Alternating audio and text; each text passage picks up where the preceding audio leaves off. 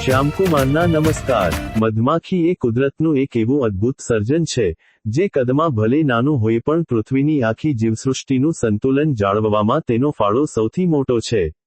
જો પૃથ્વી પરથી મધમાખીઓ સંપૂર્ણપણે નાબૂદ થઈ જાય તો તેની સીધી અને ભયાનક અસર માનવજાત, પર્યાવરણ અને વૈશ્વિક અર્થતંત્ર પર પડશે।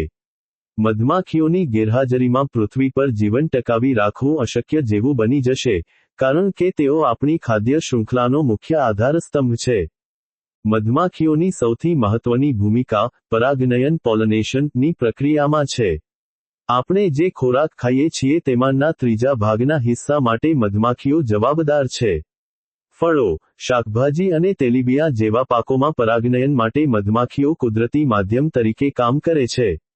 જો મધમાખીઓ નહીં હોય તો સફરજન, બદામ, સ્ટ્રોબેરી, ડુંગળી, કોળું અને કોફી જેવા પાકોનું ઉત્પાદન લગભગ બંધ થઈ જશે। પરાગનયન વગર છોડ બીજ કે ફળ આપી શકતા નથી, જેના કારણે ખેતીવાડીમાં મોટો ઘટાડો થશે। આ ખાદ્ય અછતની અસરો માત્ર શાકાહારી ખોરાક પૂરતી મર્યાદિત નહીં રહે। પશુપાલન ઉદ્યોગ પણ મુશ્કેલીમાં મુકાશે, કારણ કે પશુઓના ઘાસચારા માટે જરૂરી એવા પાકો, જેમ કે રજકો અલ્ફાલ્ફા પણ પરાગનયન માટે મધમાખીઓ પર નિર્ભર છે। પરિણામે, દૂધ અને માંસની બનાવટોની પણ ભારે અછત સર્જાશે। દુનિયાભરમાં ખોરાકની ભારે તંગી ઊભી થશે અને લાખો લોકો ભૂખમરાનો શિકાર બની શકે છે। માત્ર અનાજ જેમ કે ઘઉં, ચોખા અને મકાઈ જે પવન દ્વારા પરાગનયન પામે છે, જ બચશે, જે મનુષ્યના સંપૂર્ણ પોષણ માટે પૂરતું નથી। પર્યાવરણીય દ્રષ્ટિએ જોતા, મધમાખીઓ વિના જંગલો અને વનસ્પતિનો નાશ થવા લાગશે। પૃથ્વી પરના અસંખ્ય જંગલી ફૂલો અને વૃક્ષો પરાગનયન માટે મધમાખીઓ પર આધારિત છે। જ્યારે આ વનસ્પતિઓનો નાશ થશે, ત્યારે તેના પર નિર્ભર પક્ષીઓ અને અન્ય નાના પ્રાણીઓનું અસ્તિત્વ જોખમમાં મુકાશે। આ રીતે આખી ઇકોસિસ્ટમ પત્તાના મહેલની જેમ તૂટી પડશે। વનસ્પતિમાં ઘટાડો થવાથી હવામાં કાર્બન ડાયોક્સાઇડનું પ્રમાણ વધશે, જે ગ્લોબલ વોર્મિંગની સમસ્યાને વધુ ગંભીર બનાવશે અને પૃથ્વીનું તાપમાન વધવા લાગશે। આર્થિક પાસા પર નજર કરીએ તો, વિશ્વનું અર્થતંત્ર ખેતી આધારિત છે। મધમાખીઓના વિનાશથી કૃષિ ઉત્પાદન ઘટશે, જેના કારણે બજારમાં ચીજવસ્તુઓના ભાવ આસમાને પહોંચશે। કાપડ ઉદ્યોગમાં કપાસનું ઉત્પાદન ઘટી જવાથી કપડાં મોંઘા થશે।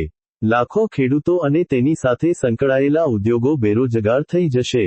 મધમાખી માત્ર મધ જ નથી આપતી, પણ તે કુદરતની એવી મફત સેવા છે જેની કિંમત અબજો ડોલરમાં પણ આંકી શકાય તેમ નથી।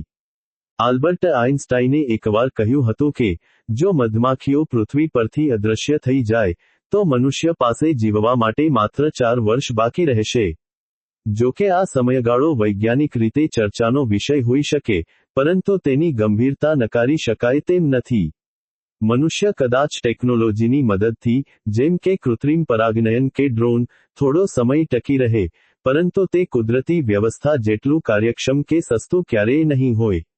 આમ, મધમાખીઓનું નાબૂદ થવું એ માત્ર મધ ગુમાવવા જેવી સામાન્ય બાબત નથી, પણ તે વૈશ્વિક વિનાશની શરૂઆત હશે। જંતુનાશક દવાઓનો વધુ પડતો વપરાશ, મોબાઈલ ટાવરનું રેડિયેશન, ક્લાઇમેટ ચેન્જ અને શહેરીકરણને કારણે આજે મધમાખીઓની સંખ્યા સતત ઘટી રહી છે।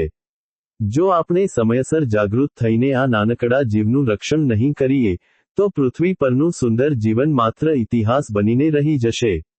મધમાખીઓને બચાવવી એ માત્ર પર્યાવરણની સેવા નથી, પણ માનવજાતના અસ્તિત્વને બચાવવાની લડાઈ છે।